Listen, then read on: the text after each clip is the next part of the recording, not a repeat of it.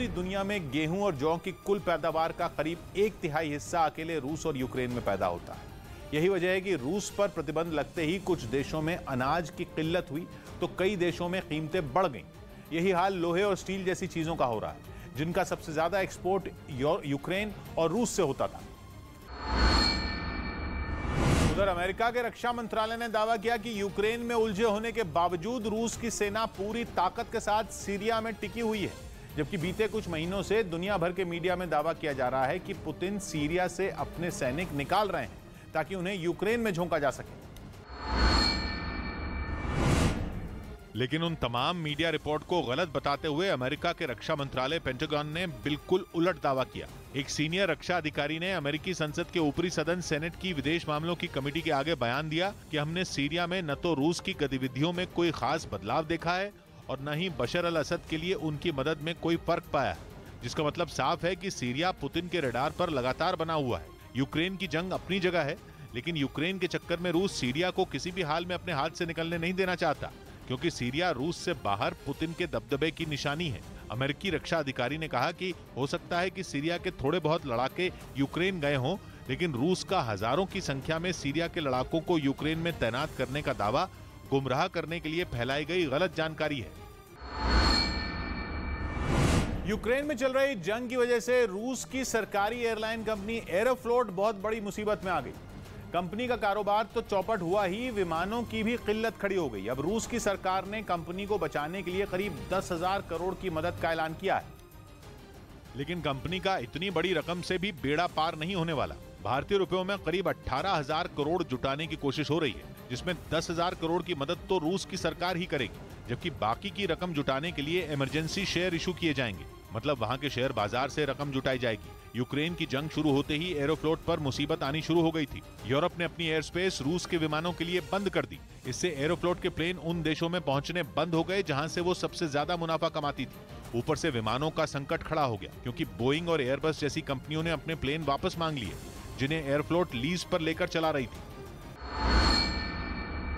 इस पर कई देशों में कानूनी लड़ाई भी शुरू हो गई। श्रीलंका में तो कंपनी का एक प्लेन सीज भी कर लिया गया था, लेकिन एरोफ्लोट की मुसीबत यह है कि उसके 90% विमान इन्हीं कंपनियों के थे, जो जंग के बाद उसके लिए मुसीबत बन गए हैं। दावा है कि प्लेन जिन कंपनियों के हैं अब वो उनका रखरखाव भी नहीं कर रही। मतलब ये कि विमानों के पुर्जे खराब हों या मरम्मत मांग रहे हों, रूस के पास किसी परेशानी का इलाज नहीं है। कुछ ही महीनों में कंपनी के बहुत सारे प्लेन तकनीकी खराबी की वजह से खराब हो चुके हैं। इसीलिए एरोफ्लोट के सामने मुसीबत दोहरी है। उसे एक तरह से अपना पूरा कारोबार नए सिरे से खड़ा करना है। सबसे पहली जरूरत है नए विमानों की, ताकि वो बिना कानूनी या तकनीकी परेशानी के काम कर पाए।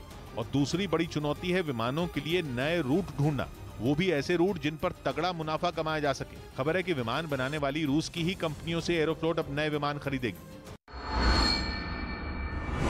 इस बीच पूर्वी यूक्रेन के सेवेरोडोनेत्स्क शहर की जंग ने ऐसा खतरनाक मोड़ ले लिया कि यूक्रेन के राष्ट्रपति व्लादिमीर ज़ेलेंस्की भी अब सरेंडर करते नजर आ रहे हैं। एक दिन पहले ज़ेलेंस्की ने खुद माना कि सेवेरोडोनेत्स्क के लिए छिड़ी लड़ाई पूरे डॉनबास की किस्मत तय करेगी। हालांकि इसके साथ ही ज़ेलेंस्की ने दोहराया कि यूक्रेन मैदान में डटा हुआ है और रूस को तगड़ा नुकसान पहुंचा रहा है, लेकिन उन्होंने ये भी कबूला कि यूक्रेन की हालत काफी खराब है। ज़ेलेंस्की ने कहा कि यूक्रेन की इस जंग में सेवेरोडोनेत्स्क की लड़ाई शायद अब तक की सबसे मुश्किल लड़ाइयों में एक है। Саме там зараз вирішується доля нашого Донбасу। वैसे ज़ेलेंस्की ने जो कहा वो रक्षा विशेषज्ञ काफी वक्त से कह रहे हैं, क्योंकि लुहांस्क प्रांत का सेवेरोडोनेत्स्क शहर डॉनबास की ऐसी चाबी है जो कि अगर यूक्रेन के हाथ से निकली तो पूरा लुहांस्क भी रूस के पास चला जाएगा, और अगर लुहांस्क रूस की मुट्ठी में गया तो पड़ोस में बसा डोनेस्क प्रांत भी ज्यादा देर टिक नहीं पाएगा। यानी पूरे के पूरे डॉनबास पर रूस का राज हो जाएगा। सेवेरोडोनेत्स्क पूर्वी यूक्रेन के बड़े शहरों में से एक है, जहां की जीत डॉनबास की किस्मत तय करेगी, जो व्यापार का बहुत बड़ा केंद्र है। इसी वजह से कई डिफेंस एक्सपर्ट्स कह चुके हैं कि समझदारी इसी में है कि ज़ेलेंस्की अब रूस से बात करें, क्योंकि सेवेरोडोनेत्स्क में उनके पास ज्यादा वक्त नहीं बचा है। लेकिन सेवेरोडोनेत्स्क शहर एक अजीब सी पहेली बन गया है, जहां जंग में कौन कहां खड़ा है यह पूरी तरह समझ ही नहीं आ पा रहा। हर दूसरे दिन बिल्कुल नए दावे हो रहे हैं। पिछले हफ्ते तक कहा जा रहा था शहर के 80% हिस्से पर रूस का राज हो गया है, लेकिन फिर लुहांस्क के गवर्नर ने दावा ठोक दिया कि शहर के आधे हिस्से से रूस की सेना का सफाया कर दिया गया। लेकिन एक दिन पहले लुहांस्क के गवर्नर ने फिर बिल्कुल उलट दावा किया और कहा कि सेवेरोडोनेस्क अब लगभग पूरी तरह रूस के ही हाथ में है। हालांकि उन्होंने ये भी कहा कि शहर का इंडस्ट्रियल जोन यूक्रेन के ही पास है और रूस से लड़ाई शहर की सड़कों पर चल रही है। 2 दिन पहले रूस ने भी यही दावा किया था, लेकिन तब यूक्रेन ने शहर पर रूस का कब्जा मानने से इनकार कर दिया था। उधर तुर्की की राजधानी अंकारा में यूक्रेन के एक पत्रकार ने रूस पर जंग के दौरान यूक्रेन से हजारों टन अनाज चोरी करने का आरोप लगा दिया। यह आरोप तब लगा जब दुनिया को अनाज संकट से निकालने के लिए तुर्की और रूस के विदेश मंत्री के बीच एक बैठक हुई, क्योंकि पिछले 106 दिन से यूक्रेन में भीषण जंग छिड़ी हुई है। न रूस अपना सैन्य अभियान रोकने को तैयार है और न ही यूक्रेन की सेना रूस के आगे घुटने टेकना चाहती है और इसी वजह से जंग के खत्म होने के आसार दूर दूर तक दिखाई नहीं दे रहे, जिसका असर पूरी दुनिया पर पड़ रहा है। असल में यूक्रेन और रूस दोनों ही अनाज का एक बड़ा हिस्सा दूसरे देशों को भेजते हैं। जंग के बीच रूस अपना अनाज दूसरे देशों को आसानी से भेज पा रहा है, लेकिन आरोप है कि उसने काला सागर में होने वाले यूक्रेन के कारोबार को ठप कर दिया है। इसी वजह से यूक्रेन से भेजा जाने वाला अनाज दूसरे देशों तक नहीं पहुंच पा रहा, जिससे कई देशों के सामने अनाज का संकट खड़ा हो गया। कुछ देशों के अनाज भंडार तो खत्म होने की कगार पर पहुंच चुके हैं और दावा है कि जल्द ही कुछ नहीं किया गया तो करोड़ों लोगों के सामने भूखे मरने की नौबत आ जाएगी। इसी मसले पर एक रोज पहले रूसी विदेश मंत्री सर्गेई लैवरोव और तुर्की के विदेश मंत्री के बीच बातचीत हुई।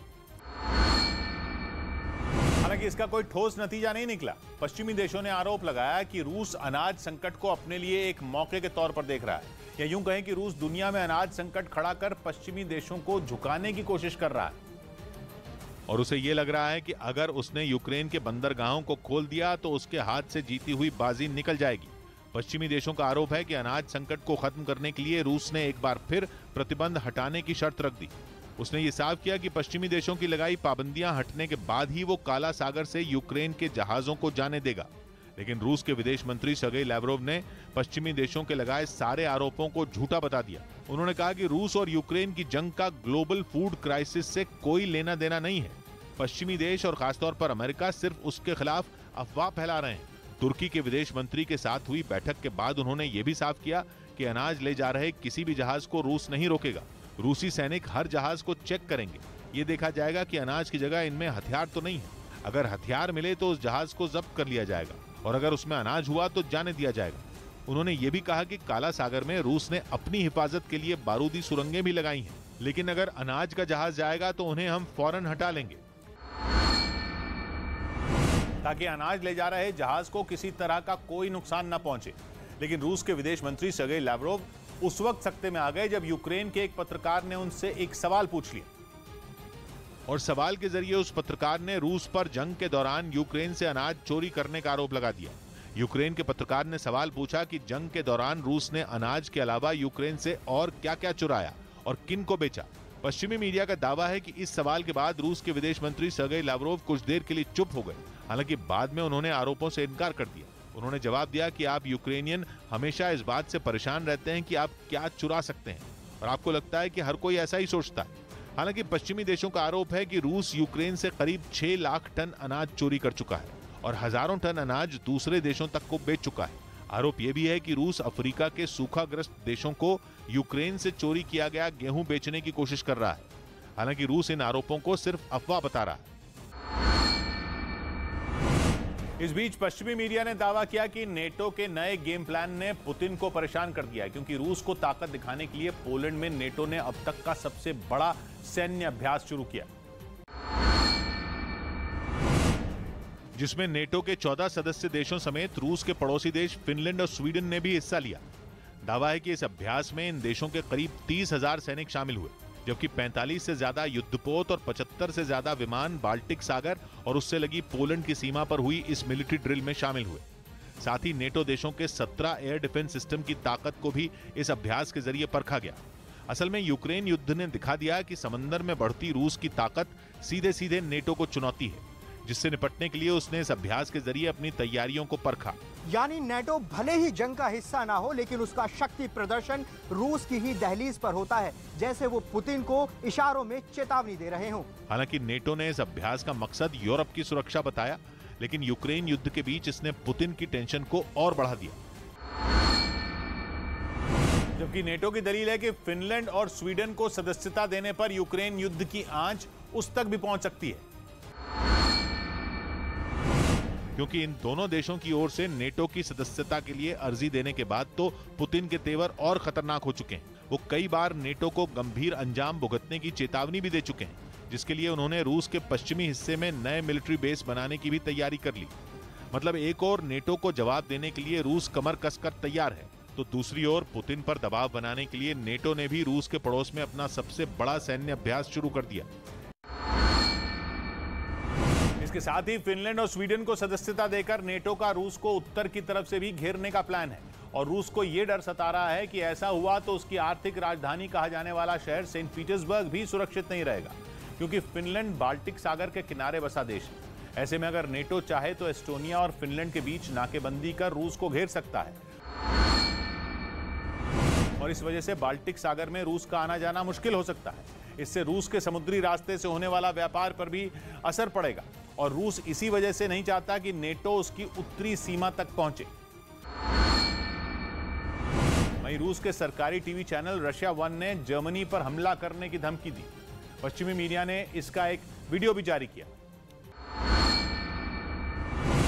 जिसमें एक टॉक शो के दौरान रूस में पुतिन की आवाज माने जाने वाले एंकर व्लादिमीर सोलोवियोव जर्मनी पर बुरी तरह भड़के दिखाई दिए। असल में उनका गुस्सा ओदेसा दौरे पर पहुंची जर्मनी की एक मंत्री के उस वीडियो पर भड़का, जिसमें यूक्रेन के मंत्री उन्हें गिफ्ट के तौर पर 2 तस्वीरें देते नजर आए। दावा किया गया कि ये तस्वीरें काला सागर में रूस के जंगी जहाज मॉस्कवा के डूबने पर बनी थी, जिन्हें देखते हुए दोनों मंत्री ठहाके लगाते नजर आए। आरोप है कि इस दौरान रूस का मजाक उड़ाने के लिए दोनों ने आपत्तिजनक शब्दों का भी इस्तेमाल किया। जर्मनी की मंत्री की इस हरकत से नाराज होकर रूसी एंकर ने उनके देश पर हमले की धमकी दे डाली। ये पहला मौका नहीं है जब व्लादिमीर सोलोवियोव ने पश्चिमी देशों को निशाने पर लिया। इससे पहले वो यूक्रेन को घातक हथियार सप्लाई करने के लिए अमेरिका को परमाणु हमले और ब्रिटेन को पाषाण युग में पहुंचाने की धमकी दे चुके हैं। रूस के सरकारी न्यूज चैनल पर इस बात को लेकर तीखी बहस हुई कि डॉनबास में पकड़े गए ब्रिटेन के सैनिकों के साथ क्या किया जाना चाहिए। बताया गया कि डॉनबास में गिरफ्तार किए गए ब्रिटेन के दोनों सैनिकों को डोनेस्क की अदालत ने दोषी करार दिया और पुतिन की सेना को सौंप दिया। इसके बाद रूस में इस बात पर बहस छिड़ गई कि उनके देश के खिलाफ हथियार उठाने वालों को क्या सजा दी जाए। रूस के सरकारी news channel Russian state TV के एंकर ने तो इसके कई तरीके बताए।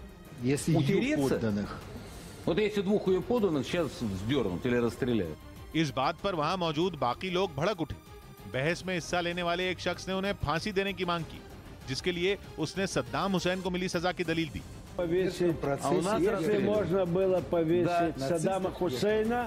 हालांकि इसके बाद भी रूस के चैनल का एंकर उन्हें गोली मारने की बात पर जोर देता रहा, जिसके बाद वो शख्स गुस्से से तमतमा उठा और बोला कि उन्हें सजा कानून के मुताबिक दी जानी चाहिए, न कि फौज के नियमों के मुताबिक। ये सुनते ही न्यूज एंकर ने भी अपने पांव पीछे खींच लिए, जिसके फौरन बाद उसने गहरी सांस लेते हुए उस बहस को वहीं खत्म कर दिया। इस बीच जंग के बीच यूक्रेन की सेना ने अपने ताकतवर T-84U टैंक का वीडियो जारी किया। यूक्रेन ने दावा किया कि इन्हीं टैंकों से उसने रूस की सेना को भारी नुकसान पहुंचाया, क्योंकि ज़ेलेंस्की की सेना ने इन टैंकों को कई इलाकों में तैनात किया है जो रूस का डटकर सामना कर रहे हैं। रूस की सेना को यूक्रेन से खदेड़ने के लिए यूक्रेन अपने तमाम घातक हथियारों को जंग के मैदान में उतार चुका है। उन्हीं में एक है T-84U टैंक, जो पलक झपकते ही दुश्मन को ढेर करने की ताकत रखता है। जो वीडियो सामने आया उसमें यूक्रेन का एक T-84U टैंक दुश्मन का मुकाबला करने के लिए मैदान में जाता नजर आया। खबर है कि इन टैंकों ने रूस की सेना की नाक में दम कर रखा है, इसीलिए पुतिन की फौज राजधानी कीव समेत कई इलाकों में कब्जा करने में नाकाम रही। क्योंकि यूक्रेन T-84U टैंक का युद्ध में इस्तेमाल कर रहा है, जिसकी वजह से रूस की सेना को भारी नुकसान उठाना पड़ा। बताया गया कि यूक्रेन के T-84U पर ऐसी परत चढ़ाई गई है जो दुश्मन के हमलों से न केवल अंदर बैठे जवानों को बचा सकता है, बल्कि टैंकों को भी कोई नुकसान नहीं पहुंचता। ये टैंक मशीन गन और एंटी एयरक्राफ्ट गन से भी लैस है, जो जमीन के साथ आसमान में भी दुश्मन को निशाना बना सकता है। साथ ही 5 किलोमीटर के दायरे में लड़ाकू हेलीकॉप्टर और बख्तरबंद गाड़ियों के भी परखचे उड़ा सकता है। वहीं रूस के रक्षा मंत्रालय ने एक वीडियो जारी किया जिसमें उसकी वायुसेना में शामिल सबसे खतरनाक फाइटर जेट में एक Tu-22M3 बॉम्बर अभ्यास करते नजर आया। ये ड्रिल रूस के इरकुत्स्क में की गई। जहां रूस का खतरनाक फाइटर जेट Tu-22M3 बॉम्बर उड़ान के लिए तैयार होता दिखा। आशंका जताई गई कि रूस इसे यूक्रेन में कई जगहों पर कहर बरपाने के लिए तैयार कर रहा है। ज़ेलेंस्की ने आरोप लगाया कि रूस पहले ही मारियुपोल में इसका इस्तेमाल कर चुका है। रूस की वायुसेना की तरफ से जारी किए गए इस वीडियो में Tu-22M3 बॉम्बर जबरदस्त शोर के साथ हवा में उड़ान भरता नजर आया, जहां उसमें मौजूद दोनों पायलट ने जेट की अच्छी तरह से जांच की। इसके कुछ देर बाद वो अपने बेस पर लौट आए। किया जा रहा है कि रूस का ये लड़ाकू विमान इतना खतरनाक है कि दुनिया का हर देश इससे खौफ खाता है। यहां तक कि नेटो भी इसकी ताकत का लोहा मानता है। नेटो ने इसे बैकफायर सी नाम दिया है। रूस की फौज इसे मिसाइल ट्रक कहती है क्योंकि ये अपने साथ कई मिसाइलों को लेकर उड़ सकता है। Tu-22M3 एक लॉन्ग रेंज बॉम्बर है जो रूस से अमेरिका तक बिना रुके उड़ान भर सकता है और जरूरत पड़ने पर इसमें हवा में ही ईंधन भरा जा सकता है। साथ ही रूस का ये घातक विमान 2300 किलोमीटर प्रति घंटा की रफ्तार से उड़ सकता है। यही नहीं, ये जमीन के काफी नजदीक उड़ने की वजह से दुश्मन के रडार सिस्टम को भी चकमा दे सकता है। उधर रूस ने यूक्रेन की सेना का हौसला तोड़ने के लिए एक नया पैंतरा अपनाया। उसने अपने देश के टीवी चैनलों पर चलने वाले रूसी सेना की बहादुरी के वीडियो यूक्रेन के सैनिकों को दिखाने की तैयारी कर ली, जिसके लिए बाकायदा उसकी सेना का एक जवान वहां मशीनें जुटाता नजर आया। उसने फौजी गाड़ी में मौजूद सैटेलाइट सिस्टम को तैयार किया ताकि रूस के टीवी चैनलों की लाइव कवरेज उसे हासिल हो सके।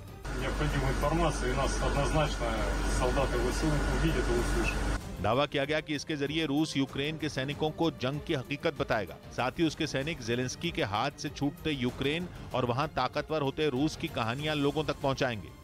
रूस का अंदाजा है कि ऐसा करने से यूक्रेन के सैनिकों का हौसला पस्त होगा और उन्हें घुटनों पर लाने में आसानी होगी, क्योंकि पुतिन का आरोप है कि ज़ेलेंस्की न सिर्फ अपने सैनिकों के बीच बल्कि दुनिया भर में अपनी जीत का डंका बजाकर रूस को कमजोर दिखाने की कोशिश कर रहे हैं, जिससे निपटने के लिए रूस ने यह नया दांव चला।